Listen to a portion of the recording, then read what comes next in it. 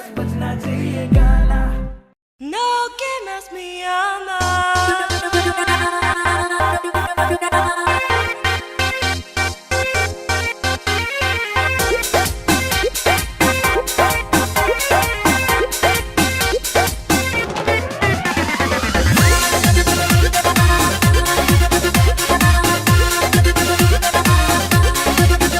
लइका तोहर नियन तो कहाला छिछोरा लइके शादीशुदा होके भगवान डाले डोरा।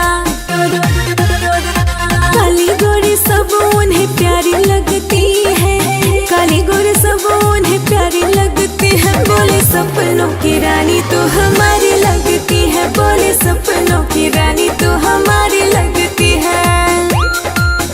देखी जिकरा के दिलवा में हलचल होके, चाहे देखे के जिकरा के पल पल होके।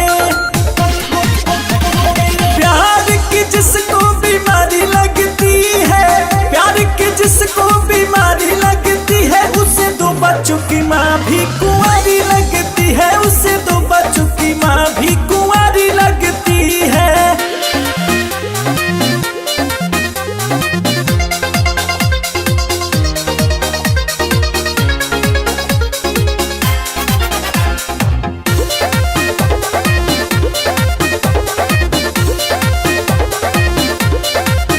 चाली लइका कहे चांद तारा ला दे हब हो, देह सोना चांदी से मढ़वा दे हब हो। धोखा देने की ये तैयारी लगती है, धोखा देने की ये तैयारी लगती है। बोले सपनों की रानी तो हमारी लगती है, बोले सपनों की रानी तो हमारी लगती है।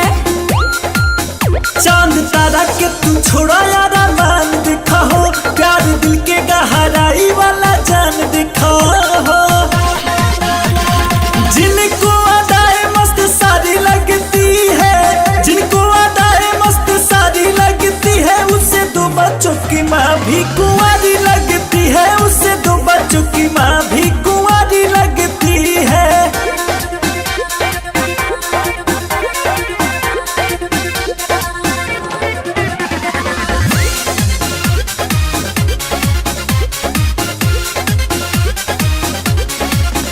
मीठे मीठे बतिया के लइका करे झोल झाल, झूठे कर के बड़ाई दादा पूछे हाल चाल।